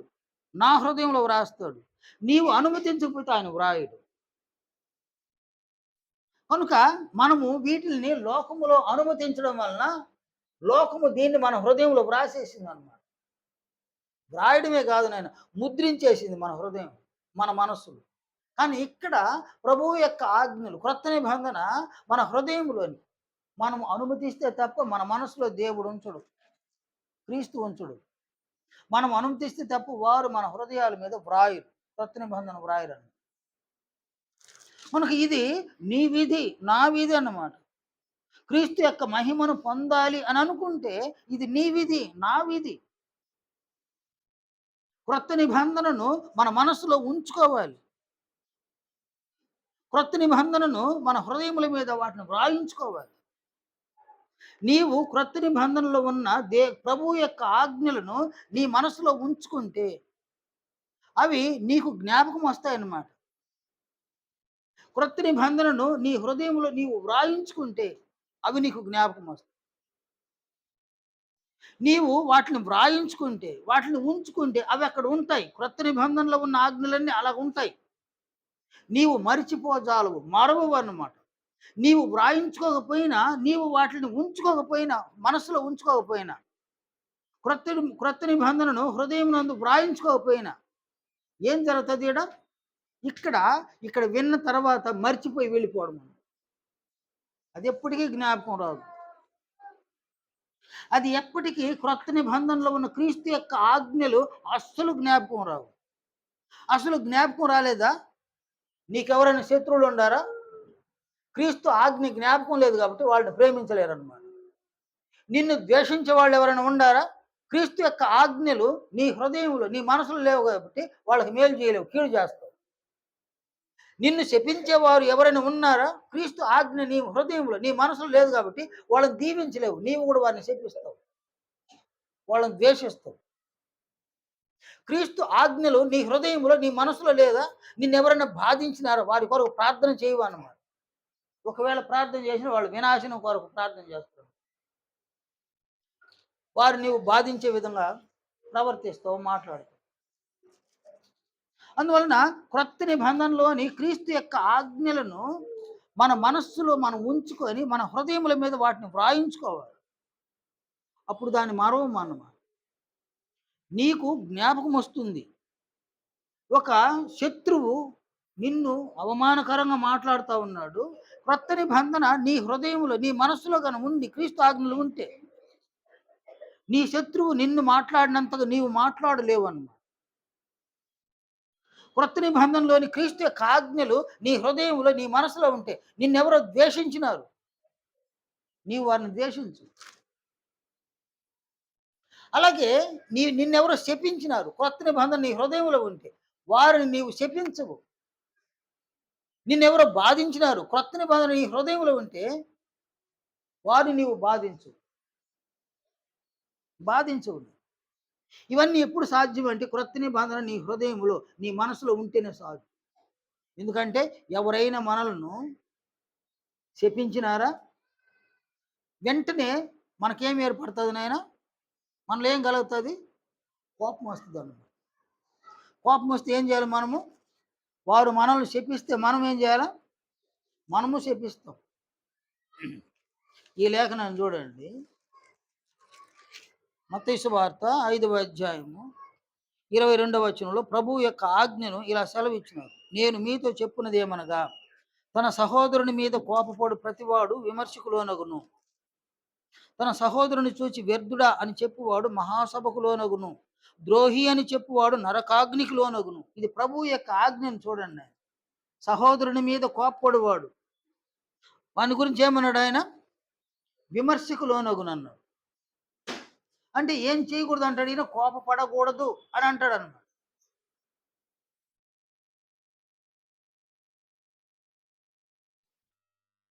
నేను వాళ్ళు అలర్జడి చేస్తున్నారు నన్ను, పిల్లకాయలు.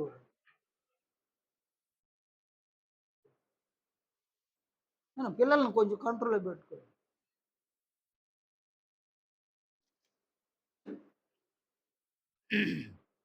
నీ సహోదరుని మీద నీవు కోపపడకూడదన్నమాట. ఇది ప్రభువు యొక్క ఆజ్ఞ. నీ సహోదరుడే గాదు మరెవరి మీద కూడా కోప్పడకూడదన్నమాట. ఎందుకు అనంటే, ఎందుకు కోప్పడకూడదన్నాడు ఆయన? ఎందుకు కోప్పడకూడదు ఈడ? సహోదరుని మీద, సహోదరి మీద ఎందుకు కోప్పడకూడదు? దాని వలన మనం కలిగే నష్టమేంది? చూడండి నాయనా, ఒక సహోదరుడు అంటే, ఒక సహోదరి అంటే ఎవరు వాళ్ళు? వారు క్రీస్తును ధరించుకున్నవారు, క్రీస్తు యొక్క శరీరముల అవయవాలన్నమాట. ఒక సహోదరుడన్నా, ఒక సహోదరి అన్నా ఎవరు వాళ్ళు? వారు దేవుని పిల్లలు. నీవు ఒక సహోదరుని మీద, ఒక సహోదరి మీద కోపపడితే, వ్యర్థుడా అని ఒక సహోదరిని నీవు చెప్పితే, ఒక సహోదరుడిని, ఒక సహోదరిని ద్రోహి అని అంటే, ఆ పక్షమందు క్రీస్తు వ్యర్థుడా? క్రీస్తు ద్రోహా? దేవుడు వ్యర్థుడా? దేవుడు ద్రోహా? అంటే నీవెవరైనా సహోదరులను గాని, సహోదరీలను గాని వారి మీద కోపపడితే, వారి ప్రభువు మీదే కోప్పడ్డట్టు, వారి తండ్రి మీదే కోప్పడ్డట్టు. ఎవరినైనా వ్యర్థుడా అని, ద్రోహి అని అంటే, పురుషులనైనా, స్త్రీలనైనా, వాళ్ళ ప్రభువును వ్యర్థుడా అన్నట్టు, ద్రోహి అన్నట్టు, వాళ్ళ తండ్రిని వ్యర్థుడు, ద్రోహి అన్నట్టు అనమాట. అంత నేరం ఉందన్నమాట. ఎలాగంటే, పౌలు దమస్కు పట్టణానికి వెళ్తున్నాడు గదా! నేనైనా అక్కడ ఒక వెలుగు ప్రకాశించింది. ఆయన బోర్ల పడ్డాడు కదా! సౌలా సౌలా అని ప్రభువు పిలిచినాడు. ఎవరనేది సౌలుకు అర్థం కాదు. నీవెవరు ప్రభువా అన్నాడు. అప్పుడు ప్రభువు అన్నాడు, నీవు హింసించుచున్న యేసుని అని అన్నాడు. అంటే క్రైస్తవులను ఎవరైనా హింసిస్తే క్రీస్తు ఎలా ఫీల్ అవుతున్నాడు? తనను హింసించినట్టుగా ఆయన ఫీల్ అవుతున్నాడు అన్నమాట. అలాగే క్రైస్తవులను ఎవరైనా ప్రేమిస్తే ఎవరిని ప్రేమించినట్టుగా ప్రభువు ఫీల్ అవుతాడు? ఆయన్నే ప్రేమించినట్లు ఫీల్ అవుతాడు. నేను ఆకలిగొంటిని, మీరు నాకు ఆహారం పెట్టితిరి. దప్పిగొంటిని, దాహం ఇచ్చితిరి. పర బ దిగంబరునైంటిని, బట్టలిచ్చితిరి. పరదేశినైంటిని చేర్చుకొంటిరి. రోగముతో చెరసాలలో ఉంటిని, నన్ను చూడవచ్చితిరన్నాడు. అప్పుడు కుడివైపున ఉన్నవారు, ప్రభువా ఎప్పుడు ఇవన్నీ నీకు చేసినాము అనన్నప్పుడు, మిక్కిలి అల్పులైన ఈ నా సహోదరులలో ఒకనికి మీరు చేసినారు కాబట్టి నాకు చేసినారు. అంటే మనము సంఘస్థులను ద్వేషిస్తే ప్రభువును ద్వేషించినట్టు. సంఘస్థులను దూషిస్తే ప్రభువును దూషించినట్టు. ఆ పక్షమందు తండ్రి అయిన దేవుని ద్వేషించినట్లు, దూషించినట్లు. సంఘస్థులను ప్రేమిస్తే ప్రభువును ప్రేమించినట్లు, దేవుని ప్రేమించినట్లు. కనుక యోహాను వ్రాసిన మొదటి పత్రికలో ఈ సంగతిని యోహాను సెలవిచ్చినాడనమాట. 4వ అధ్యాయం 20, 21 వచనాలు. ఎవడైనను నేను దేవుని ప్రేమించుచున్నానని చెప్పి తన సహోదరుని ద్వేషించిన యెడల అతడు అబద్ధికుడగును. తాను చూచిన తన సహోదరుని ప్రేమింపని వాడు తాను చూడని దేవుని ప్రేమింపలేడు. కనుక ఇక్కడ దేవుని ఎవరైనా ప్రేమిస్తున్నారనగా తాను చూస్తూ ఉన్న సహోదరిని ప్రేమించే వాళ్ళు దేవుని ప్రేమిస్తున్నారు. సహోదరిని ద్వేషించేవాళ్ళు, దూషించేవాళ్ళు దేవుని ప్రేమించకపోగా ఆయన్ని ద్వేషిస్తున్నారు, ఆయన దూషిస్తున్నారు.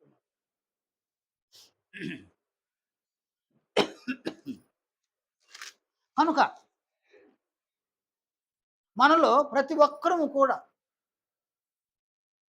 ప్రభువును ప్రేమించాలి.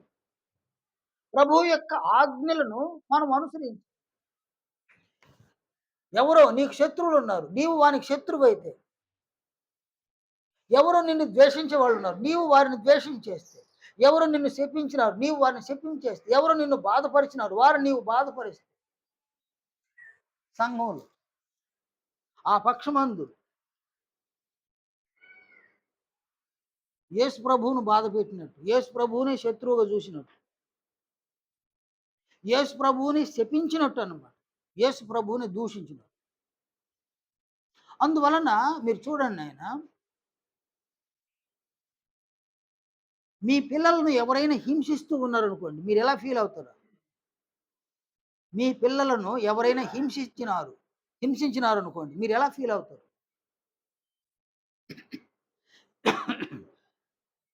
నేనైనా ప్రకాష్, నువ్విక్కడున్నావు.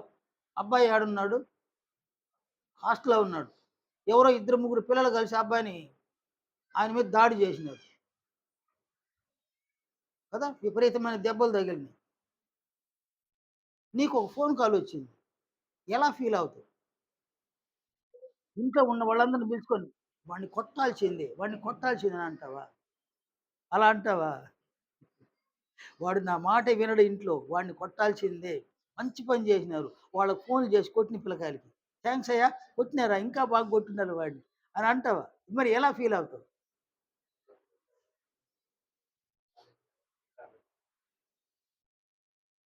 వారిని శిక్షించాలి. శిక్షించాలంటే డైరెక్ట్ గాదు. ప్రిన్సిపాల్ దగ్గరికెళ్ళి ఆయనకి తెలియజేయాలి. ఆయన వాళ్ళని పిలిచి వార్నింగ్ ఇవ్వాలి. అప్పుడు మనసు కుదుట పడతదండి. అంటే ఇక్కడేందంటే, నీ బిడ్డను ఎవరైనా హింసిస్తే, నిన్ను హింసించినంతగా నీవు ఫీల్ అవుతావు. చూడండి నేను చిన్న పిల్లలకు ఆరోగ్యం బాగలా, ప్రాణం తపించిపోతది నా తల్లిదండ్రులు. అలాగే తపించిపోతదండి. అలాగుననే దేవుని పిల్లలను ఎవరైనా దూషిస్తే, ఎవరైనా ద్వేషిస్తే, ఆయన్నే ద్వేషించినట్లు, యేసు ప్రభువును దూషించినట్టు. అందువలన సంఘంలో నీకు శత్రువులున్నారా? వాళ్ళుండాలి నాయన. శత్రువులు ఉండాలి. సంఘంలో ఉండాలి. సంఘానికి వెలుపల కూడా శత్రువులుండాలి. ఉండాలి. ఖచ్చితంగా ఉండాలన్నమాట. సంఘంలో నిన్ను ద్వేషించేవారు కూడా ఉండాలి. నిన్ను శపించేవారు ఉండాలి. నిన్ను బాధపరిచేవారు కూడా ఉండాలి. ఉండాలి వారు. సంఘంలో నీకు శత్రువులు ఉన్నారు. ద్వేషించేవారు, శపించేవారు, బాధించేవారు ఉన్నారంటే ఏమనుకోవాలి దాన్ని? దాన్ని ఎలా స్వీకరించాలి? దానిని ఒక ఆశీర్వాదంగా స్వీకరించాలి. ఎలా స్వీకరించాలి? ఒక ఆశీర్వాదంగా స్వీకరించాలి. ఎందుకంటే ఆశీర్వాదం ఏందంటే, నీ శత్రువు ఉన్నారా? వారిని ప్రేమిస్తే నీలోనికి ఏమి ఏర్పడతది? క్రీస్తు యొక్క మహిమ ఏర్పడతది. నీవు క్రీస్తు మహిమను పొందులాగున దేవుడు నీకేం ఏర్పాటు చేసున్నాడు? శత్రువులను సంఘంలో ఏర్పాటు చేయాలి. అది ఆ శత్రువుకు తెలియకపోవచ్చు. ఎవరికి తెలియకపోవచ్చు? వాళ్ళకి గనక తెలిస్తే మనకు శత్రువులు కాదు నాయన. ఎందువలన? మన వలన వారికేదో మేలు జరుగుతుంది. అందువలన వాళ్ళు శత్రువులుగా ఉండరన్నమాట. ఏం చేద్దాం? ఫిలిప్పీ మొదటి అధ్యాయం చివరి వచనంలో 30వ వచనంలో, క్రీస్తునందు విశ్వాసముంచుట మాత్రమే గాక, ఆయన పక్షమున శ్రమపడుటయు ఆయన పక్షమున మీకు అనుగ్రహింపబడెను. ఈ శ్రమలు దేని ద్వారా, ఎవరి ద్వారా వస్తాయి నాయన? ఈ శ్రమలు ఎవరి ద్వారా వస్తాయి? శత్రువుల ద్వారా, ద్వేషించే వారి ద్వారా, శపించే వారి ద్వారా, బాధించే వారి ద్వారా ఈ శ్రమలు వస్తాయన్నమాట. కాబట్టి శత్రువులు, ద్వేషించేవారు, శపించేవారు, బాధించేవారు నీకు ఉన్నారు అనంటే దాన్ని ఎలా స్వీకరించాలి? దానిని ఒక ఆశీర్వాదంగా స్వీకరించాలి. ఎలా అంటే, నేను క్రీస్తు యొక్క మహిమను పొందుటకు శత్రువులను ప్రేమించమని ప్రభువు ఆజ్ఞాపించినాడు గదా!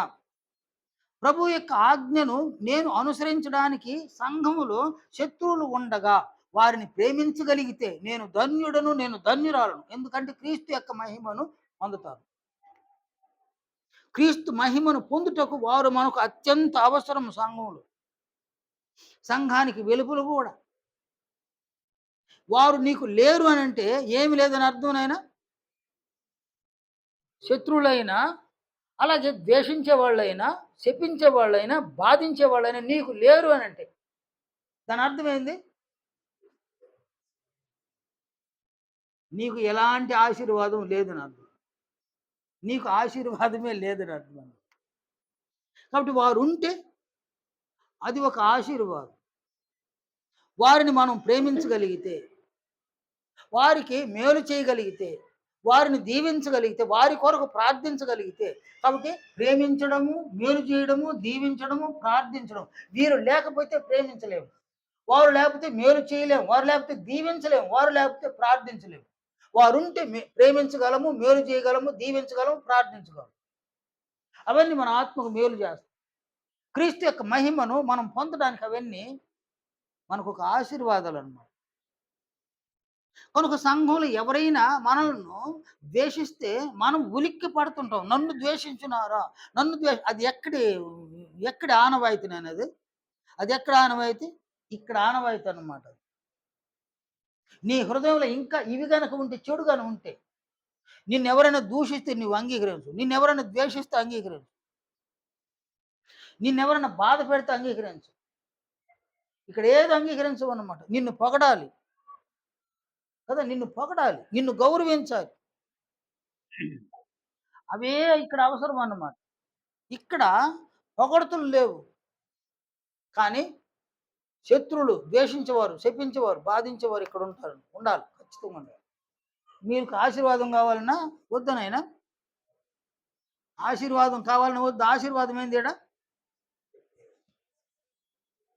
ఆశీర్వాదం ఏంది నాయనా? నీకు ఎవరు కావాలి? నిన్ను ప్రేమించే వాళ్ళే కావాలా? మిమ్మల్ని ప్రేమించే వారిని మీరు ప్రేమించిన యెడల మీకేమి ఫలము కలుగును అంటాడు ప్రభు. మీ సహోదరులకు మాత్రము వందనం చేసిన యెడల మీకేం మెప్పు కలుగును అంటాడు ప్రభు. ఇప్పుడు వందనం ఎవరికి చేయాలి? శత్రువుకు సైతం అయ్యా వందనాలు. ఎవరిని ప్రేమించాలి? శత్రువును సహితం ప్రేమించు. కనుక నిన్ను ప్రేమించే వాళ్ళని ప్రేమిస్తే, నీ సహోదరులకు మాత్రం వందనం చేయడం వలన క్రీస్తు యొక్క మహిమను నీవు పొందే అవకాశం లేదు. నీ శత్రువులను ప్రేమించి, అదనైనా మిమ్మల్ని ద్వేషించే వారికి మేలు చేసి, మిమ్మల్ని శపించే వారిని దీవించి, అలాగుననే బాధించి వారి కొరకు ప్రార్థన చేసి, నీవు ప్రభువు యొక్క మహిమను పొందగలవు. నిన్ను పొగిడే వారిని నువ్వు పొగడడం, నిన్ను ప్రేమించే వారిని నువ్వు ప్రేమించడం కదా నాయన. ఇవన్నీ కూడా లోకాచారం. అందువలన వీరు ఉండడము సంఘంలో, నీకు వీరు ఉండడం అనేది ఒక ఆశీర్వాదం. వీరిని నీకు ఇచ్చింది ఎవరినైనా? వీరిని నీకు ఇచ్చింది ఎవరు? ఇస్కరియోతు యోధ అని యేసు ప్రభుకి ఇచ్చింది ఎవరినైనా? కదా, అవునా కాదా? మరి ఆయనకి దేవుడు ఒక శత్రువుని ఇస్తే మనకి ఇవ్వడు ఆయన? ఆ శత్రువుని యేసు ప్రభు ఏం చేసినాడు? ప్రేమించు. ఆయన ద్వేషించలా, ఆయనను దూషించలా, ఆయన చివరి వరకు ప్రేమించినాడు. ఆయన ప్రేమ, ఆయన చూపించినటువంటి ప్రేమ దాన్ని మర్చిపోయి ఏం చేసినాడు ఆయన? క్రీస్తుని ఏం చేసినాడు? అమ్మేసినాడు. మరిచిపోయి అమ్మేసినాడు. క్రీస్తు ప్రేమ ఎప్పుడు జ్ఞాపకం వచ్చింది ఆయనకి? క్రీస్తుకు శిక్ష పడగా, శిక్షను వెయ్యగా అది ఆయనకు తెలియవచ్చిందనమాట. అప్పుడేం చేసినాడు ఆయన? ఏం చేసినాడు ఆయన?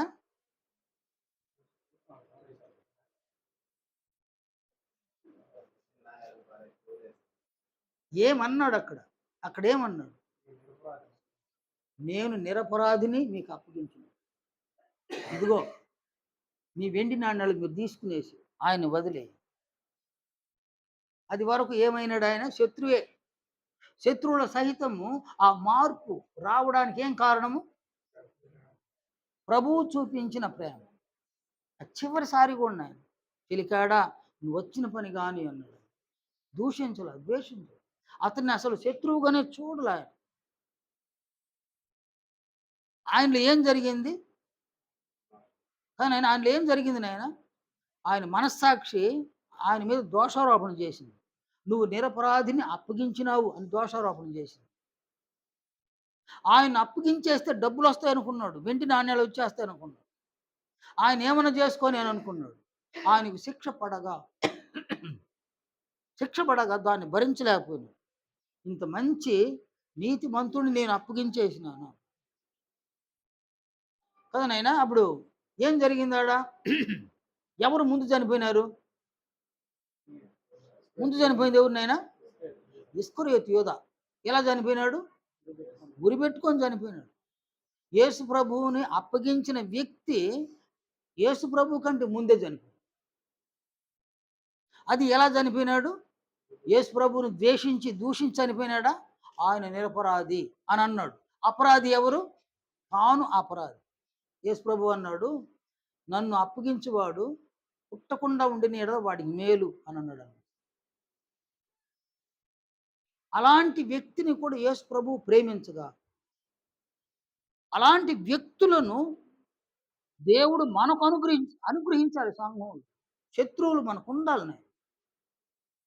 అది ఒక ఆశీర్వాదం. అలాగే ద్వేషించేవారు కూడా మనకుండాలి. అదొక ఆశీర్వాదం. శపించేవారు, మనల్ని బాధించేవారు కూడా సంఘంలో మనకుండాలి. వీళ్ళందరూ ఆశీర్వాదం. ఈ ఆశీర్వాదాన్ని మనము సద్వినియోగం చేసుకోవాలి. వారిని ప్రేమించాలి, వారికి మేలు చేయాలి, వారిని దీవించాలి, వారి కొరకు ప్రార్థన చేయాలి. అవన్నీ కూడా అనుసరించాలండి. ఇవన్నిటిని అనుసరించాలి.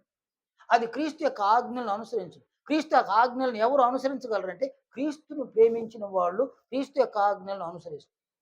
క్రీస్తు యొక్క ఆజ్ఞలను అనుసరించినటువంటి వారు మాత్రమే క్రీస్తు మహిమను పొందుతారు.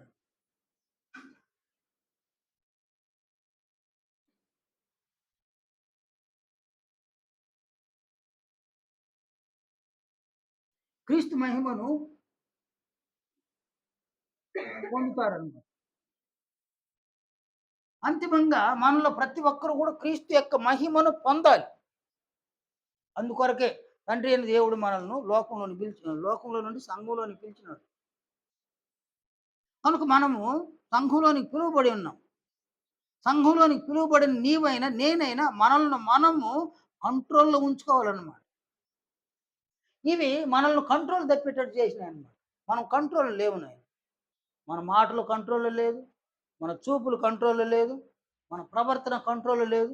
మన నడవడిక కంట్రోల్‌లో లేదు. మన జీవితం కంట్రోల్‌లో లేదు. కదా నాయన? చూడండి. అంతేకాదు నీ శరీరంలో ఉన్న ఏ అవయవము కంట్రోల్‌లో లేదు. కంట్రోల్ తప్పిపోయిందన్నమాట. కానీ ఇక్కడికొచ్చినాం. అంతా కంట్రోల్ అన్నమాట. క్రీస్తు యొక్క ఆజ్ఞలు నీవున్నావు. ఈ 4 వైపులా క్రీస్తు యొక్క ఆజ్ఞలు నిన్ను కంట్రోల్ చేస్తూ ఉన్నాయన్నమాట. ఆ ఆజ్ఞలకు నీవు లోబడతావు. మనం లోబడడం వలన మనల్ని కంట్రోల్ చేయడం వలన మనం కంట్రోల్ కావడం వలన ఆజ్ఞలను అనుసరించి క్రీస్తు యొక్క మహిమను మనం పొందుతాము. అంతిమంగా క్రీస్తు యొక్క మహిమను మనం పొందాలి. అందుకొరకు దేవుడు మనల్ని సంఘంలోనికి పిలిచినాడు. కనుక నీకు ఇష్టమున్నా ఇష్టం లేకపోయినా క్రీస్తు మహిమను పొందాలి నేను. నీవు పొందలేదా? నీవు క్రీస్తు యొక్క మహిమను పొందకపోతే అపారమైన నష్టాన్ని నీవే భరించవలసిన పరిస్థితి ఏర్పడుతుంది. అపారమైన నష్టం. అపారమైన నష్టం ఏదంటే ఈ లేఖనాన్ని చూడండి. రోమపత్రిక 2వ అధ్యాయం 7వ వచనం నుంచి 10వ వచనం వరకు చూడండి. సత్క్రియను ఓపికగా చేయొచ్చు, మహిమను ఘనతను అక్షయతను వెదకు వారికి నిత్య జీవం ఇచ్చును. మహానష్టం నువ్వు పోగొట్టుకునే మహానష్టం నిత్య జీవం.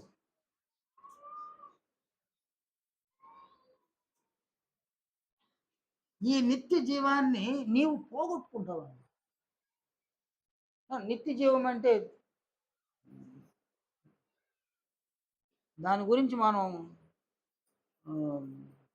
సంపూర్ణంగా తెలుసుకోవడం మంచిదన్నమాట. నిత్య జీవం మన ఆత్మ బ్రతుకుటకు జీవం అవసరం.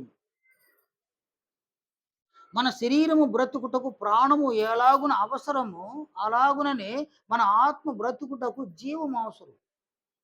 ప్రాణము లేకుండా పోతే శరీరము మృతము, జీవము లేకుండా పోతే ఆత్మ మృతం అన్నమాట.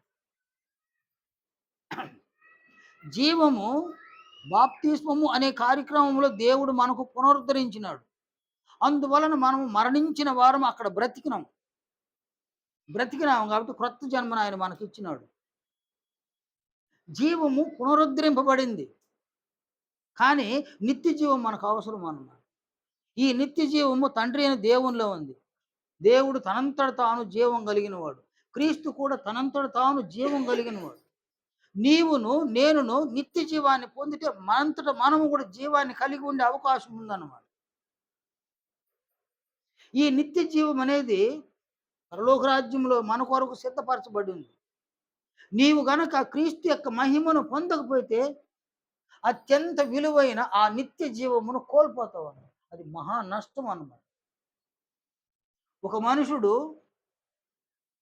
ఎన్నో నష్టాలు కలిగిన ఒక క్రైస్తవునికి కలిగే నష్టము అవన్నీ నష్టాలు కాదు. ఇది గాన నిత్య జీవాన్ని గాన పోగొట్టుకుంటే అపారమైన నష్టం అన్నమాట. అందువలన క్రీస్తు యొక్క మహిమను మనం పొందడం అది మన బాధ్యత. నీకిష్టమున్నా, నీకిష్టం లేకపోయినా క్రీస్తు యొక్క మహిమను పొందాలి. కానీ నీ సమ్మతం లేకుండా క్రీస్తు మహిమను నీవు పొందలేవు. మనం సమ్మతించి క్రీస్తు మహిమను పొందాలి. మనం ఎంతకాలం బ్రతుకుతాం తెలీదు. కానీ క్రీస్తు మహిమను పొందాలి. అందుకొరకే దేవుడు సంఘంలోనికి మనల్ని పిలిచినాడు. కనుక సంఘంలో నీకు వీరందరూ ఉండడం ఆశీర్వాదము. వీరి విషయంలో ఇక్కడ ప్రవర్తన కాదు, ఇక్కడ నీ ప్రవర్తన మార్చుకోవాలి. ప్రవర్తన జీవితాన్నే మార్చివేసుకోవాలి. ప్రభువును ప్రేమించి ఆయన ఆజ్ఞలను అనుసరించి జీవించి క్రీస్తు యొక్క మహిమను నీవు పొందడం, ఆ పక్షమందు నిత్య జీవాన్ని స్వతంత్రించుకోవడం మనం. కాబట్టి ఈ గొప్ప ఏర్పాటు దేవుడు ఈ గొప్ప ఏర్పాటును చేసినాడు. ఇంకా కూడా మనము ఇక్కడే ఆగిపోయినామా లేక అక్కడ కొనసాగుతున్నామా అనే దాన్ని ఎవరికి వారు ప్రశ్నించుకోవాలి. ఇక్కడ ఆగిపోయినామా లేక దాంట్లో కొనసాగుతున్నాం, ఎవరికి వారు ప్రశ్నించుకోవాలని. ప్రశ్నించుకుంటే తండ్రి అయిన దేవుడు మనల్ని పిలిచినటువంటి ఆ పిలుపును ఓ బాధ్యతతో నిర్వహిస్తామన్నమాట. ఇది ఒక బాధ్యతనే. నీవు బాధ్యతతో ఈ జీవితాన్ని ఇక్కడ జీవించగలిగితే నీవు ధన్యుడవు, ధన్యురాలవు, క్రీస్తు యొక్క మహిమను పొందుతావు.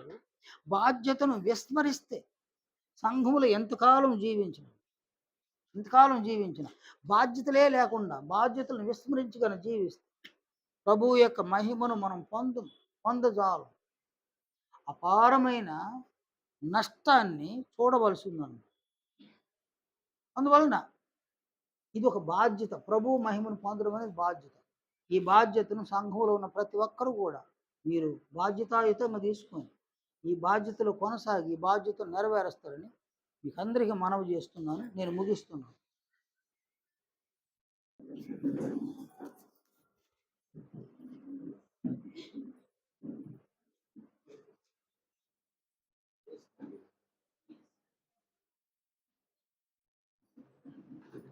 మహామహిమ కలిగిన పరిశుద్ధుడు అయిన మా తండ్రి, మా పట్ల మీరు కలిగి ఉన్న ప్రేమను బట్టి, మమ్మను మీరు పిలిచిన పిలుపును బట్టి తండ్రి మీకు స్తుతులు, స్తోత్రములు, కృతజ్ఞతలు చెల్లిస్తున్నాము. మీ కుమారుడైన ప్రభువైన క్రీస్తు యేసు యొక్క మహిమను మేము పొందుటకు సంఘమునందు మీరు మాకు ఇచ్చిన అవకాశమును బట్టి కృతజ్ఞతాస్తుతులు చెల్లిస్తున్నాం. ఈ గొప్ప అవకాశాన్ని సద్వినియోగం చేసుకోవడానికి సంఘమునందు చేసిన ఏర్పాటు కొరకు కృతజ్ఞులమై ఉన్నాం. మా తండ్రి, మా జీవితకాలం అంతట్లో ప్రభువు యొక్క మహిమను మేము పొందులాగున మీ ఏర్పాట్లు మేము కొనసాగునట్లు మరెంతో మమ్మల్ని కనికరించి మా లోపములను సవరించి మా పాపములను క్షమించి తండ్రి మా హృదయాలలో మా మనస్సులలో మీ కుమారుని యొక్క ఆజ్ఞలను ఉంచుదురని వ్రాయుదురని అందుకు మేము సిద్ధముగా ఉండడానికి మరింత కనికరాన్ని చూపించమని ప్రార్థిస్తూ ఉన్నాం. మా తండ్రి, ప్రభువు మీద ఉన్న మాకు ఉన్నటువంటి ప్రేమతో, ప్రభువు మీద ఉన్న గౌరవంతో, ప్రభువు మాకు అనుగ్రహించిన ఆజ్ఞలు అవి కష్టమైన అవి భారమైన వాటన్నింటినీ కూడా మేము అనుసరించడానికి మరింత అనుగ్రహాన్ని, ప్రభువు యొక్క మనస్సును మాకు దయచేయమని వేడుకుంటున్నాం. మా తండ్రి, సంఘమునందు ఆత్మ సంబంధమైనటువంటి ఆశీర్వాదాలు ఏవేవి మీరు మా కొరకు ఉంచి ఉన్నారో ఆ ఆశీర్వాదాలు మేము సరిగా సద్వినియోగపరచుకోవడం వలన ప్రభువు యొక్క మహిమను ఎలాగో మేము పొందగలం ఆ సంగతులను కూడా మాకు నేర్పించగలని ప్రాధేయపడుతూ ఉన్నాం. సంఘాన్ని కనికరించండి తండ్రి. సంఘ కార్యక్రమాలు దీవించండి ఆయన. ప్రతి కుటుంబాన్ని కనికరించండి. ప్రతి బిడ్డను కూడా జ్ఞాపకం ఉంచుకొని వేడుకుంటాం తండ్రి. సమయమునందు మిమ్మల్ని ప్రేమించి మీకు కానుకలు ఇచ్చిన ప్రతి బిడ్డను దీవించమని, వారికి ఉన్నటువంటి ప్రతి న్యాయమైన అవసరాలలో మీ జోక్యాన్ని అనుగ్రహించుదురని, సమాధానాన్ని మాకు అనుగ్రహించుదురని, తిరిగి మీ సముఖులను వచ్చేంత వరకు కనికరాన్ని చూపించుదురని ప్రభువైన క్రీస్తు యేసు పరిశుద్ధ నామమున ప్రార్థిస్తున్నాము తండ్రి. ఆమేన్. అందరికీ వందనాలు.